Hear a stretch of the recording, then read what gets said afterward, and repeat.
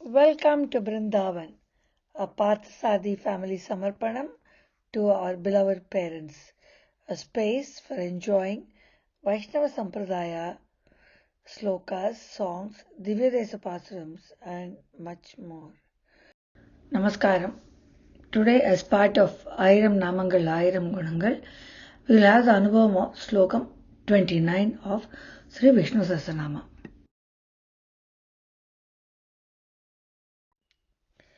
रामानुजदयापात्रं ज्ञानवैराग्यभूषणं श्रीमद्वेङ्कटनाथार्यं Vande वेदान्तदेशिकं श्रीशैलेशदयापात्रं दीपत्यादिगुणात्मकं यतीन्द्रप्रवणं Vande रम्यजामातरं मुनिम्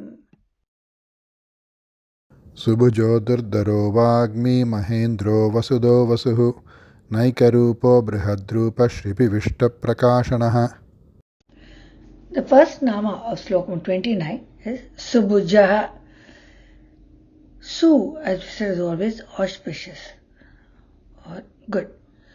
Bhagavan has very auspicious arms which are very strong, and he gives refuge to all those who surrender. There are billions and billions of people and everything in the universe surrender unto him. And once we surrender unto him, he bears all the burden. So we have no problems. And he gives us the strength to go through our karma. The nama is Subhujaya Namaha. Now we will see the nama Durdaraha. We already said he has auspicious arms. Now we see the strength of his arms. It's so powerful and strong, it's like the force of gushing water in a deluge. It's so powerful and it cannot be stopped by anything, even a bridge. So he is very strong that he can also support so many number of people. There is no limit to the number of people he can support. He can keep doing that with his strong arms. The nama is Durdaraya Namaha. The next nama is Vagmi. Vag is to speak, or the power of speech. He is very eloquent, as he himself is embodiment of the Vedas. His proficiency in speech is seen during the Rama and the Krishna Avataram. They are majestic and they are also sweet, like the nectar, like amurdam, to the ears, and can be heard and enjoyed again and again, untiringly. We can keep listening to this again and again, which will never be satiated. We will only want to listen more. The nama is Vagmine Namaha. We'll now see what Arjuna says about his speech in Bhagavad Gita. Arjuna, during the Mahabharata war, in the Kurukshetra war, when they went into the battlefield, he saw all his relatives there and he was very confused whether he should really go and fight. But he was very fortunate enough to listen to Lord Krishna himself talk to him about dharma, and that is what his Bhagavad Gita is all about.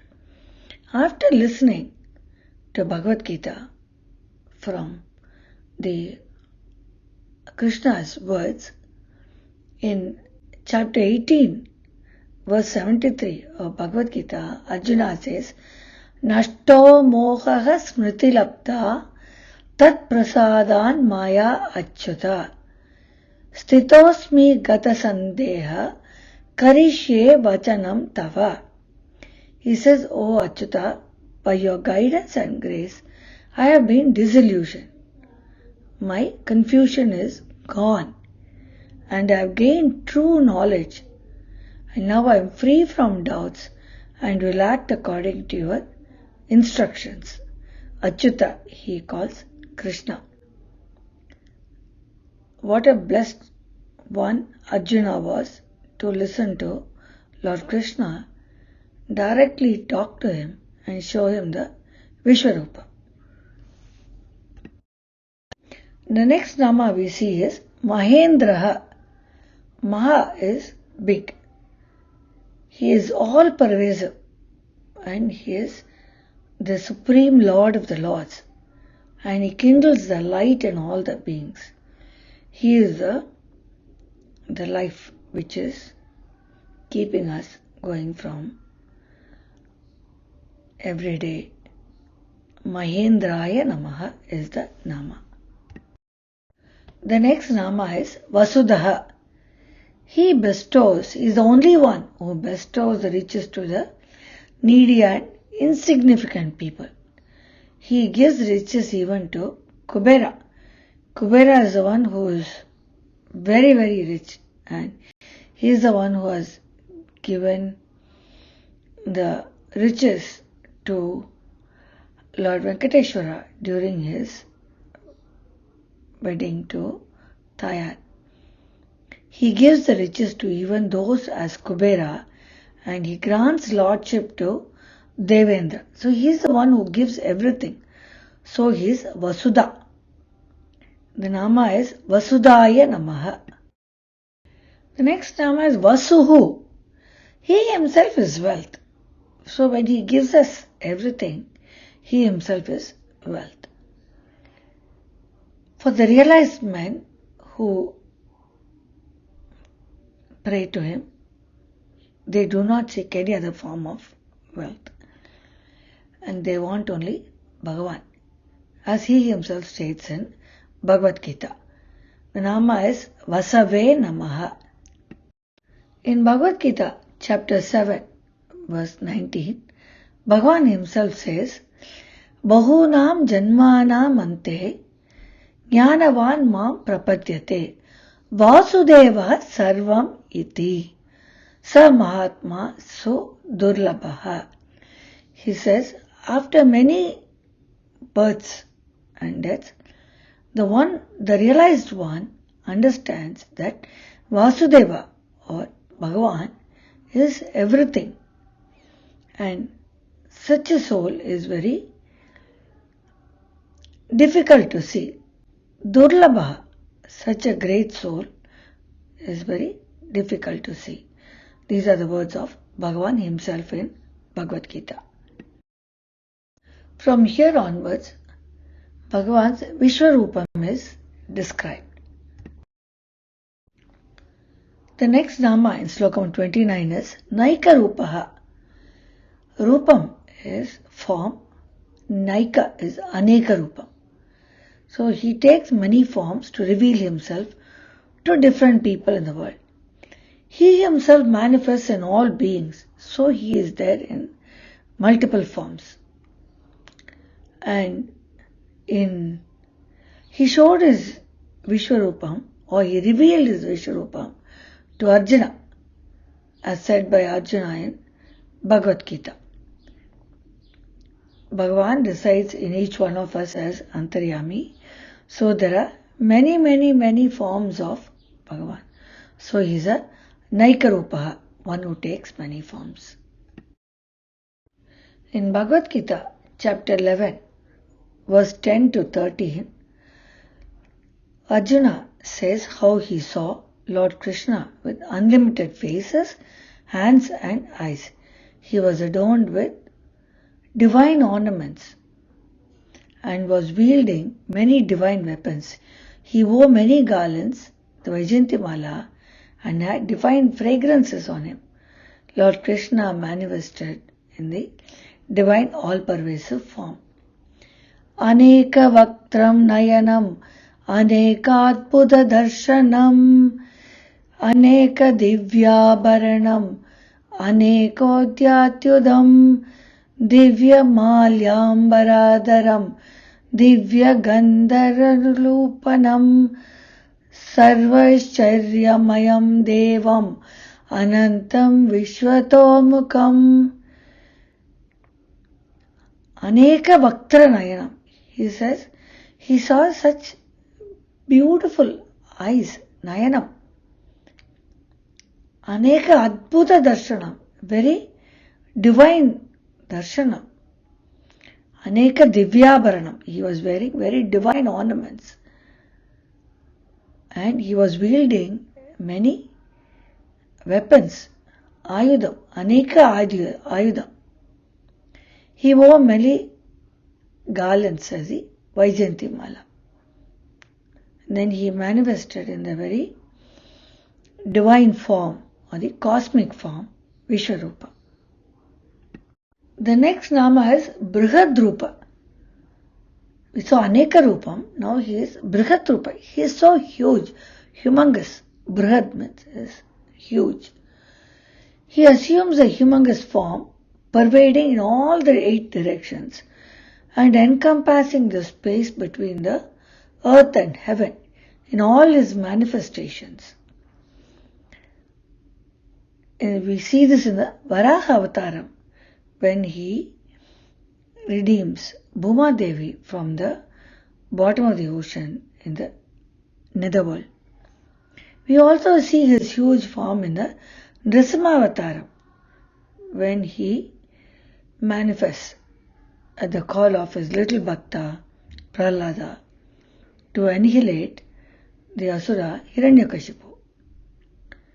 We also see this in Trivikrama Avataram where Bhagavan comes as a tiny small dwarf in the Vamana Avataram and instantaneously grows or becomes humongous, huge, keeping 1 foot on the ground and covering all of the earth, and 1 in the sky and covering all of the space in between along with the sky. And the 3rd foot he goes to his true Bhakta, Mahabali, and asks him where I should keep the 3rd foot.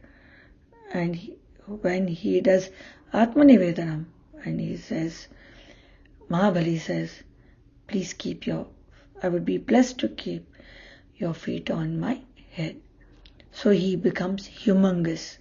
He is huge. He is Brihadrupa. The Nama is Brihadrupaya Namaha.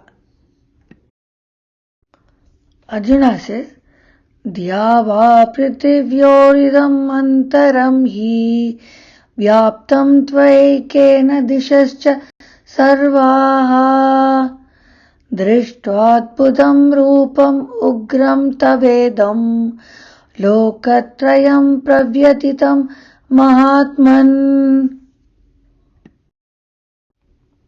Arjuna says, O Lord Supreme, Bhagavan, I have seen your magnificence, your growth, as you showed me your Vishwarupam, and you are pervading in all the 3 worlds, in all the directions. I have also seen how all the 3 worlds tremble at the time when you showed me your Vishwarupa. The next Nama is Shipivishtaha. He is the rays of light to the sun. He is so effulgent that the sun rays is a small or a minuscule part of his rays is seen by us as the rays of the sun which pervading the earth. And he pervades within the light rays. His hairs are like sun rays as said in Mahabharata Udyoga Parva. Shipivishtaha means he is full of rays, light rays. Nama is Shipivishtaya Namaha. There are several references to Bhagavan's hair in Mahabharata. In the Shanti Parvam, it says he has tawny hairs on his body and he has pervaded all other things with his hair. So he is known as Shipivishtaha. In Udyoga Parvam, it is said, Roma Kupeshu cha tata Surya Seva Marichayaha. He who enters the pores of the body like the rays of the sun. He also said, Shipashu Pashanu Janeshu Vishto Vyapta iti Shipivishtaha. One who has pervaded all the animals and humans, so he is called Shipivishtaha. The Nama, as we said, is Shipivishtaya Namaha. The last Nama in Slokam 29 is Prakashanaha. Prakasham means to see, or it's bright. He reveals himself in his divine form to his true devotees or his ardent devotees, or as Arjuna and those who want to see him in that particular form. So the Nama is Prakashanaya Namaha. Prakasham, he is very bright when we see him in that particular form. In Bhagavad Gita, chapter 9, verse 25, Yanti deva vrita deva pitranyanti pitivritaha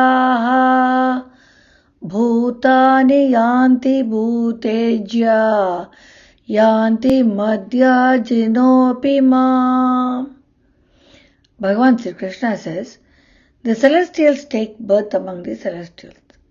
The ancestors take birth as ancestors. The ghosts take birth as bad people. They follow the rule. Only the devoted ones who surrender unto me and believe in me,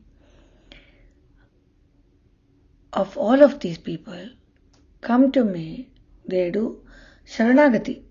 They surrender unto me and they believe that I am the only one who can redeem them from the cycle of birth and death.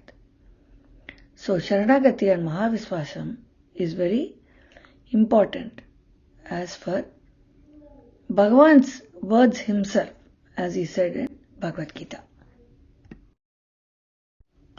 To summarize Sloka 29, he has very auspicious and powerful arms that give refuge to any number of people who surrender him.